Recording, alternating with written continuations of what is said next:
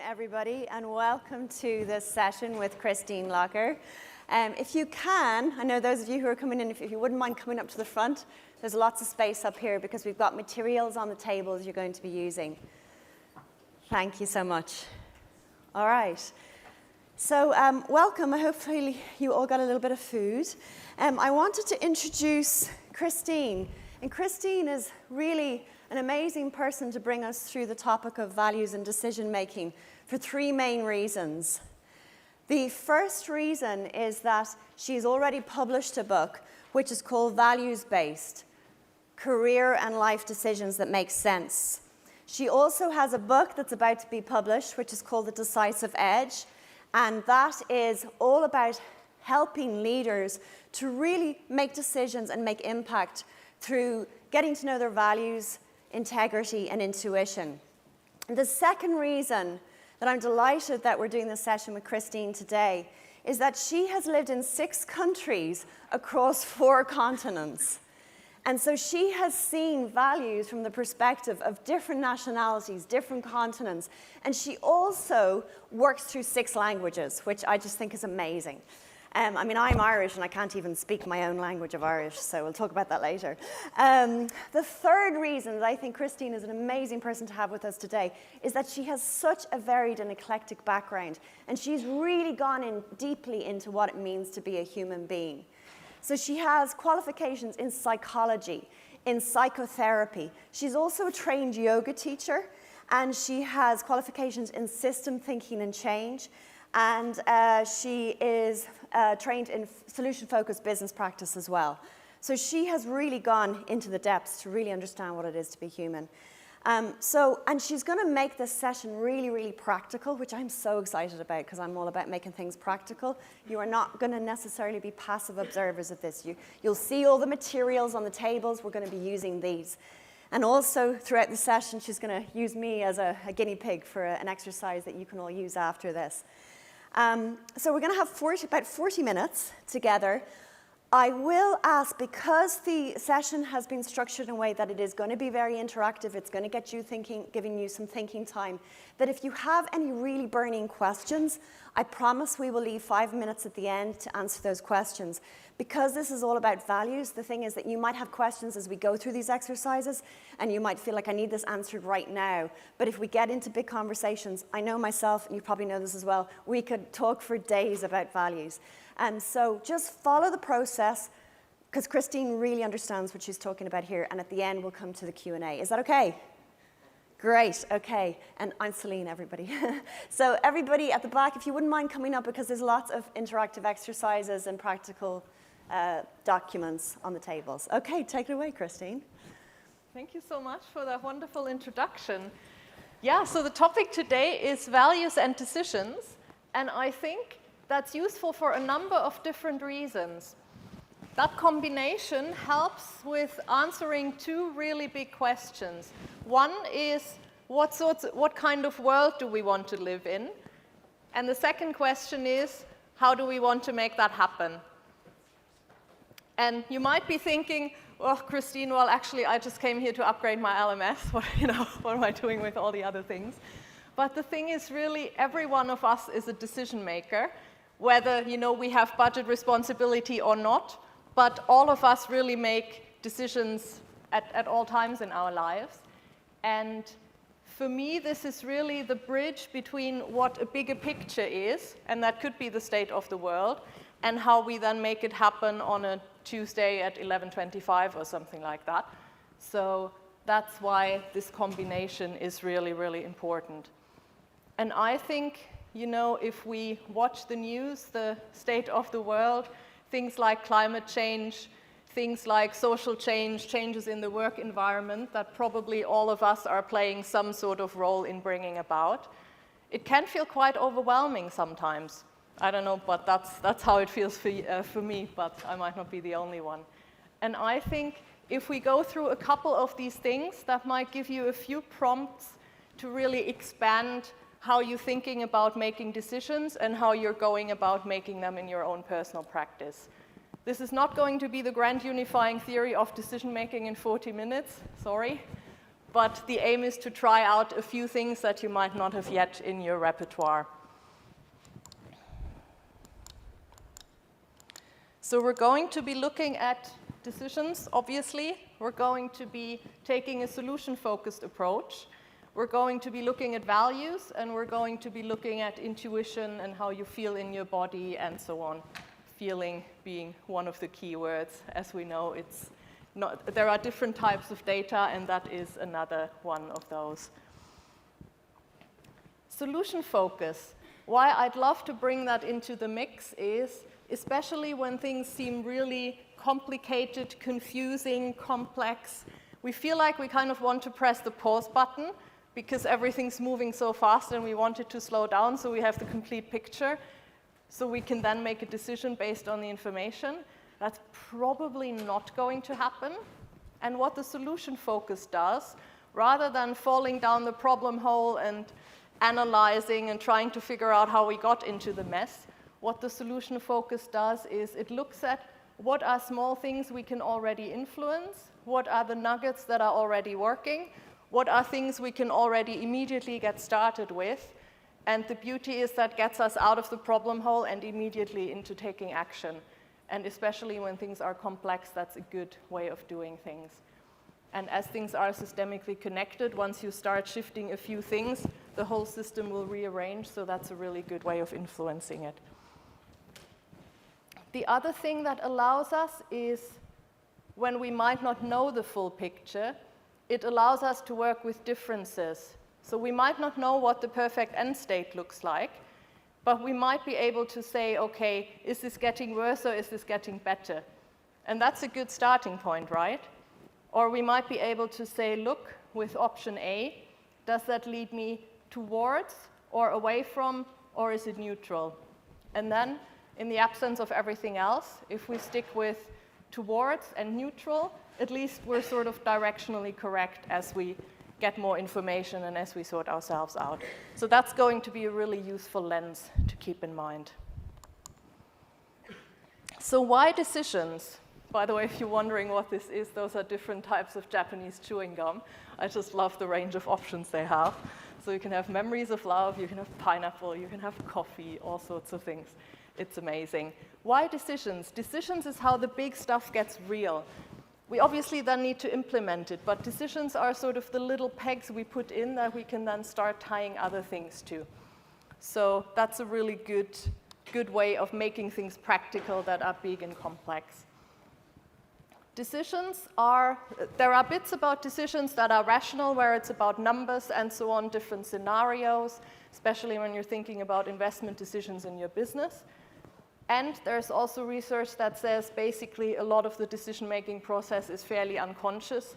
You might be familiar with Kahneman's system 1 and 2 and so on, where basically subconsciously we made a decision and then we go through quite a lot of things to sort of post-rationalize it. And then we have spreadsheets and slides with different options and all these wonderful things. But our unconscious is usually quite a bit faster. And that's an interesting point because I find especially in the Western world, we often don't have particularly good practices of how we tune into that. So if we're thinking about things like yoga, Celine already mentioned that that's a background I have. Things like yoga and mindfulness can help us tune into some of the other unconscious processes a little bit more and get a sense of what's going on in our body, how we feel about certain things. And there is, in some aspects of more body-oriented psychotherapy, there are structured ways of working with that. So, for example, that allows us then to tune into those things. And we find that sometimes they call it, so Damasio calls it somatic markers. There is a thing called the felt sense in a body-oriented psychotherapy called focusing, where it's really about discovering what's sort of the signature, what's the handwriting, what are sort of certain patterns, you know, is it a knot in the stomach, is it a stiff neck, sometimes language, you know, in German, for example, which, if you're trying to place my accent, if someone's very persistent, the word is hartnäckig, that means stiff-necked, so that already gives you a sense kind of how someone is when they are like that, and that allows you to tune into that. So what I'd love us to do is if you sit down sort of comfortably, so you have a bit of wiggle room left and right, you might need to kind of move your chair a little bit so you're not in someone else's. So basically that you're able to keep the position like that.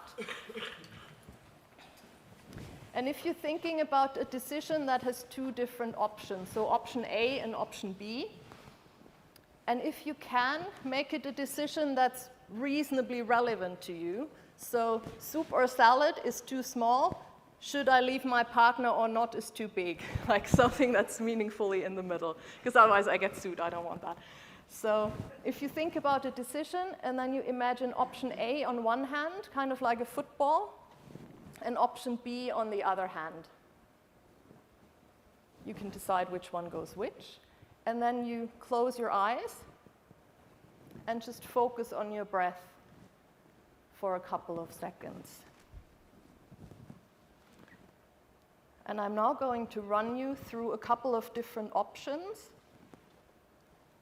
and just notice what comes up as you're doing that, with knowing what option A and option B is.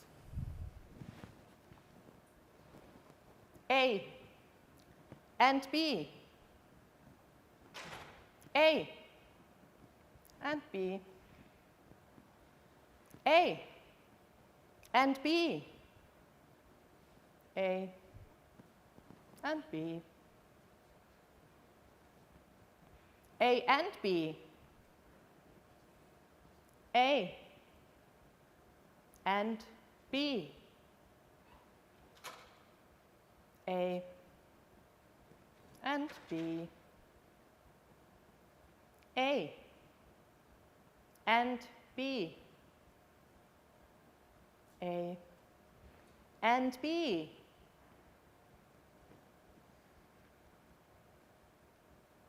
So how was that?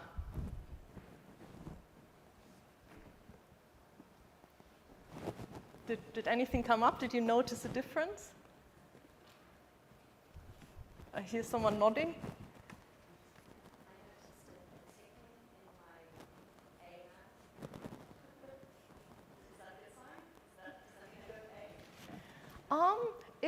I think a lot of that is really about discovering what the difference is. They call, Bateson calls it the difference that makes the difference.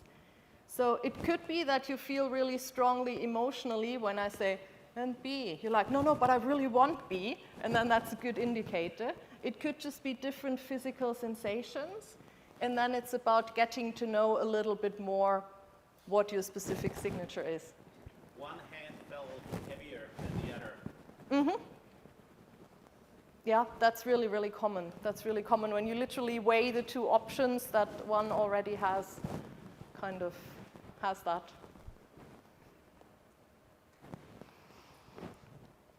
Yeah, so that's just a tiny little taster, but that's something you can then possibly play with to see with two different options how that works and how that plays out in the body as well.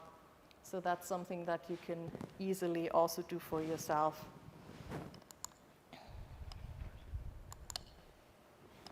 Values. We've mentioned values earlier. I think values are another really key aspect of decision making. First of all, because that really ties into the bigger picture, into what sort of world do we want to live in, what's really the big thing we want to make happen. And secondly, it's also values are deeply personal. So it's not just when we're taking decisions about what's the project we want to do or what's the direction we want to take. A lot of it is also how we kind of live ourselves out loud as people, really. You know, what do we care about? So for example, one of my values is around craftsmanship. And, you know, if that's real, and I hope it is, it would influence, you know, where do I shop? What sorts of things do I buy? How do I go about, I don't know, what food do I eat? Where do I get it? Where do I travel? How do I travel? How do I treat people? How quickly do I pay people who send me an invoice? You know, all these kinds of things. So that's really one of the good things about values.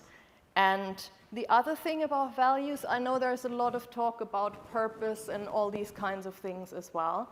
And the beauty of values is, I find specifically in a business environment, they're a good way of bringing yourself in and adding depth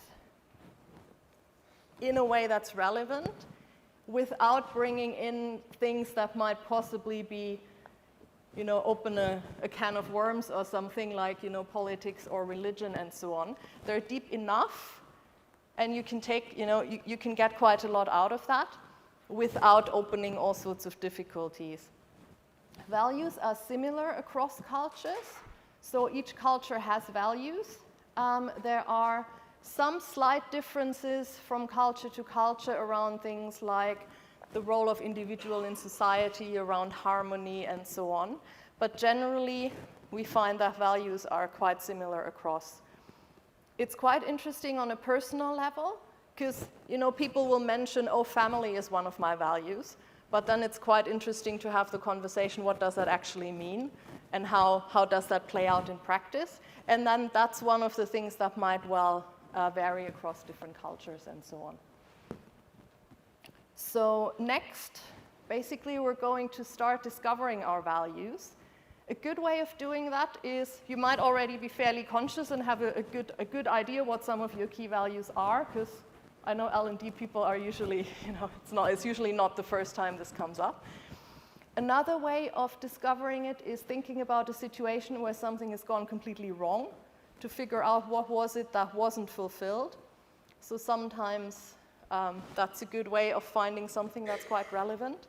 You also have on your tables various lists of values. You also have prompt cards with pictures that might possibly also trigger a few things that might be relevant. So I'm going to give you a couple of minutes just to play with that. And the idea is identify at least one of your values that's really important, and then find some person at your table. If you know people, try to pick someone you don't know yet, and have a very quick discussion, what's your value about, and what does it mean to you, and so on. So I'm going to give you a couple of minutes for that, and I'm going to ding, and then we come back and do the next step.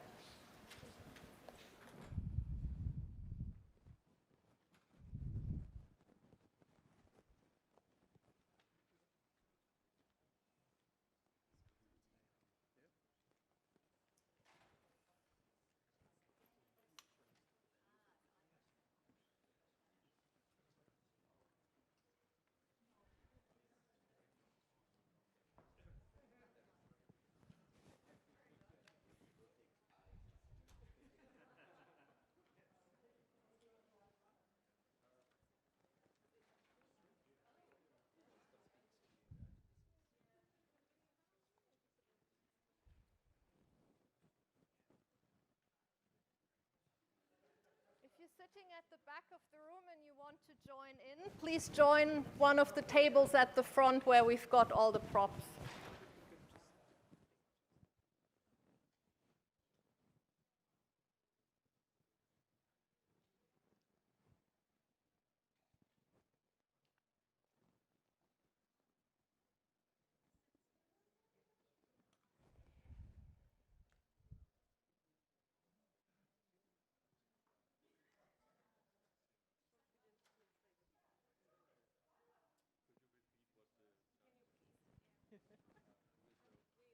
Yes, so basically the idea is identify at least one of your core values and have a conversation with one of the people at your table. So, no, don't mind this one yet. Not this one yet, no, that's the next step.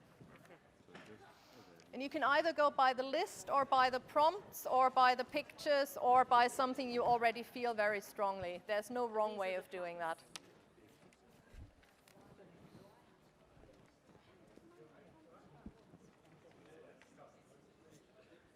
So many, I'm just like.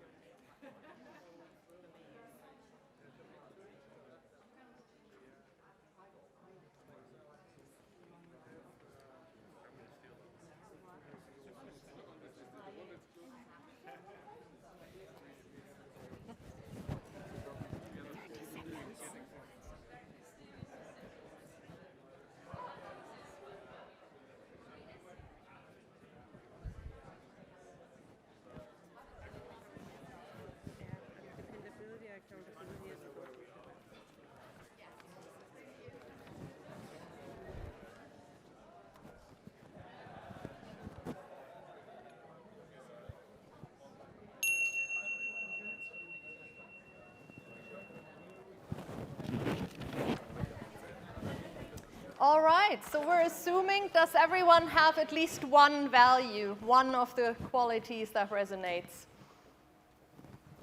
Taking that as a yes. So next up, we're going to take it one level deeper, and I'm going to need you for this as well. You have on your tables this, that is an interview sheet. You might have to share, but you only need one at a time. And we're going to give you a quick demo what that's going to look like. And for that, I'm going to interview Celine as one of her values. So not Celine as Celine, but who are you? I'm freedom. Hello, freedom. Hello, Christine. Could you describe yourself a little bit? What are you all about?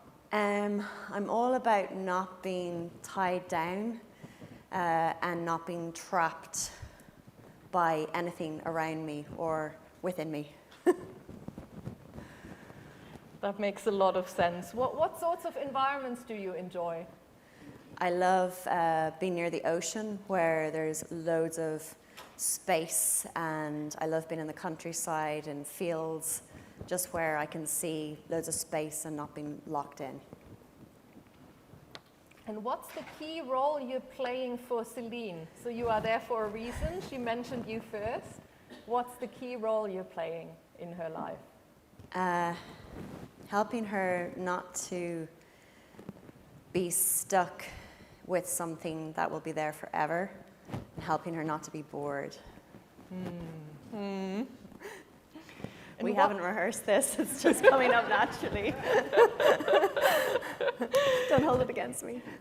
What are some of the things you need from Celine to really be able to bring your magic?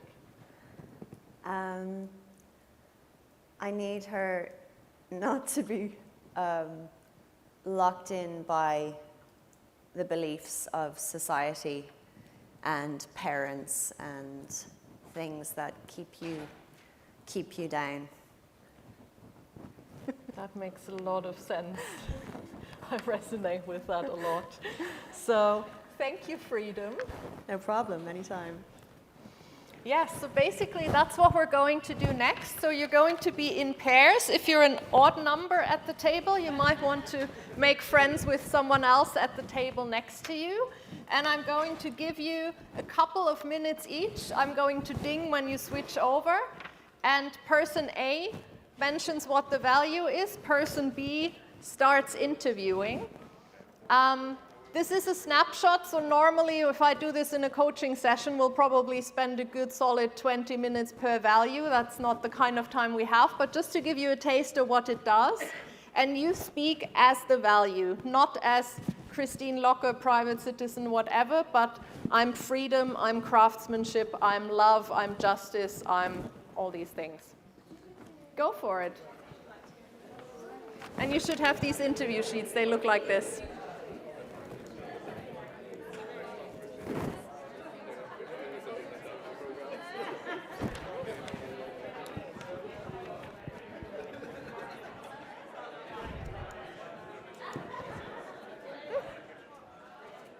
Didn't work.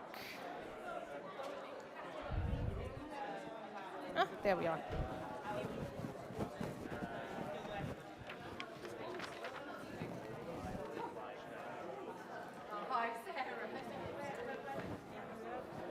You might want to partner up across tables if you're... Okay, no problem. Creativity.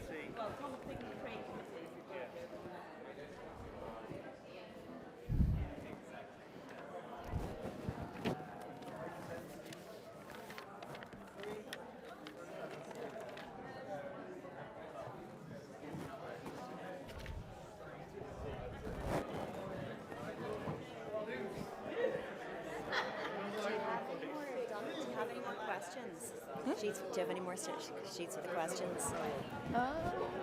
No, unfortunately not. Like,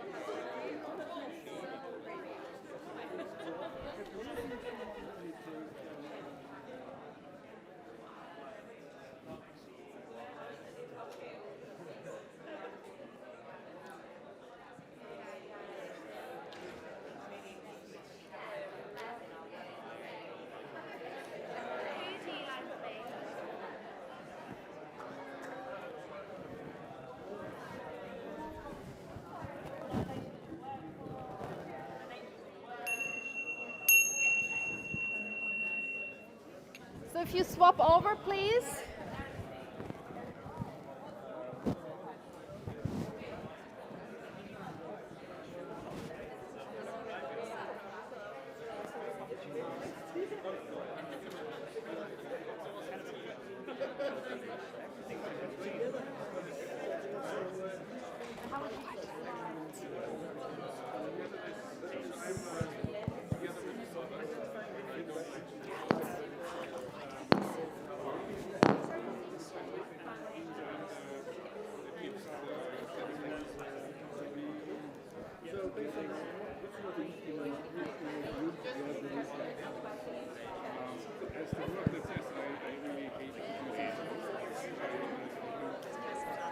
Check.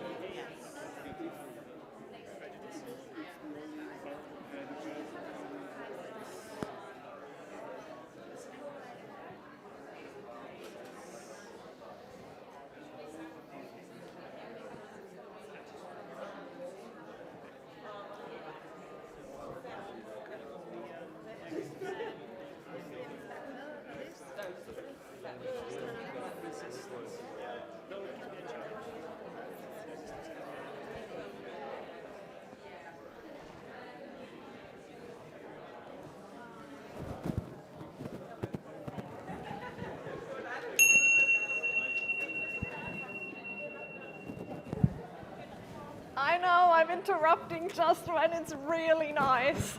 But the good news is we're all going to be here for 2 days, so there's plenty of options to continue the conversation. And it's also a good thing if you're meeting new people and you don't want to do small talk about the weather or the trains and so on, that also gives you some other ideas to talk about, which is always nice. Some of you have already started on the third sheet you have on your table. That's the last thing I wanted to introduce you to.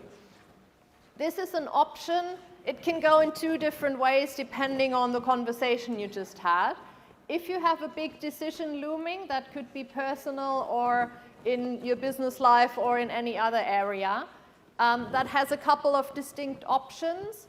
You can put your value on one side, see where you are, you know, how fulfilled is it on a scale of 1 to 10, and then you can see with the different options, what does that do? So for example, if freedom is one of my values, and I have a couple of decisions to make, for example, about a new role, you know, do I get flexible working, yes or no? What's the travel requirements? How close is it from my home? All these kinds of things. That's just an example. So that's option A. Option B, if you don't have a decision that's currently bubbling, you can also just look at the value and see where it is.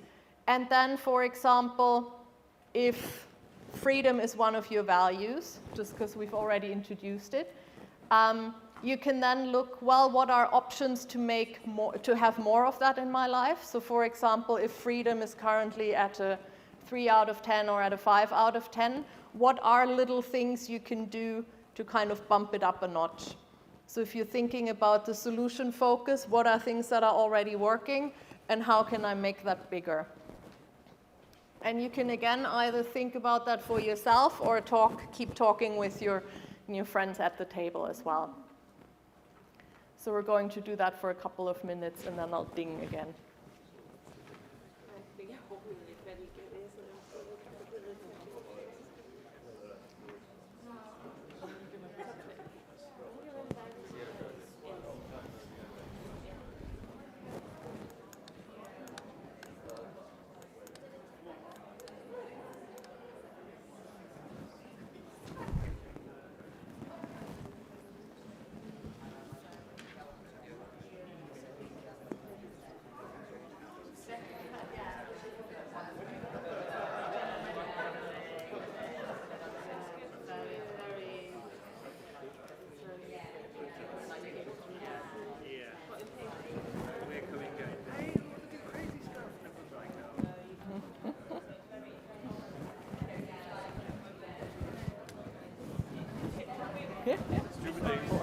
Yeah, stupid foreigners. I mean. So please repeat. So you can either? We have now. You can either take one of these, and figure out how can you make more of that. Yes, okay. What are options how to make it bigger? So I put in the value and then I... And then you play with ideas what how can to I make do it to bigger. Yeah. get higher value? Yeah. So if it's at a 5, not like to 10 because that might be, but how do I get it to 6 or Yes, maybe a okay. 7? Just practical yes, small great. decisions you can do on Monday or tomorrow morning. Good, thank you.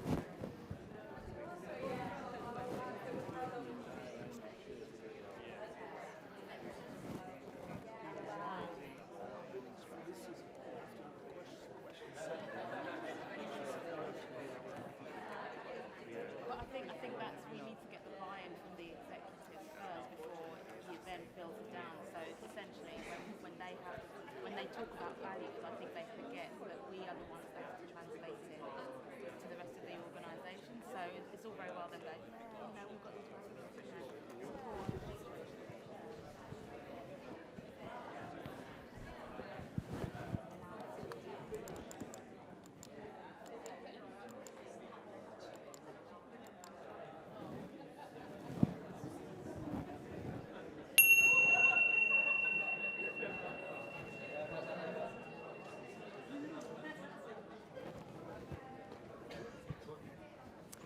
Right, looks like lots of conversations and thoughts to be continued over the next break and the next few days.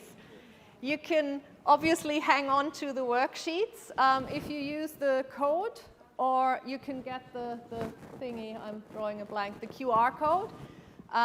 You'll be able to get all the worksheets and stuff we've used today. I've also compiled a fairly extensive list because I know people are usually quite keen. Where does that come from? What is it based on? What's the research behind it? And so on.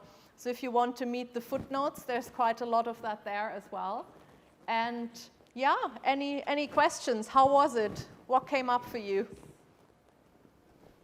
If you want to ask a question or say anything, I have a microphone here I can give to you. No questions at all. No, there are. For me, it's fine. But I think it actually helped me make a decision about my next career move. I swear So I it was did a not really- pay this lady. It was kind of like a really easy one. So, thank you. Oh, wow, that's great. You better be a better paid one.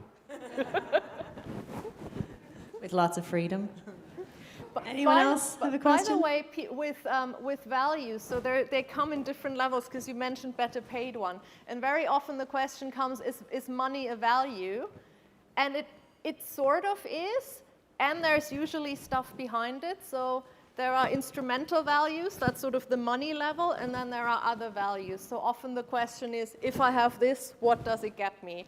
So money could stand for family, for freedom, for safety, for excitement, for all sorts of things. So money is always a really cool one to come up because that's usually a symbol for a lot of other interesting things. So thank you. I think there was one here in the front. Yeah. Sorry, I'm pointing, but. No, I was just going to say, I think really helped highlight the importance of identifying values whenever it comes to training. I don't think maybe we help enough end users identify the values before we start talking about them. So I think that's been very interesting seeing how we can help them identify them. So yeah, no, thank you. Yeah, I find often we kind of stop at the, the laminated poster behind reception, and that's sort of step one, but that doesn't really do anything. And I was always frustrated with that, and that's kind of how I got to, well, how we can kind of dig a little bit deeper and make it a bit more real. That's what triggered that. We have about 40 seconds if anyone else has a question or a statement to make. A comment more than a question, just going back to your A-B with the hands out. A simpler method that I actually do use quite often is, if I've got a decision A or B, can't make my mind up, toss a coin, so heads is A, tails is B, but then when the coin lands, am I disappointed or am I pleased? And that's what tells you which one to go for. Mm-hmm. Yeah, that's an even shortcuttier version to the shortcut, yes. Highly recommended. Okay, so I think we need to finish up, but thank you so much, Christine, for taking us through those exercises, which if you take them away, could help you really make some great decisions. So let's give Christine a round of applause.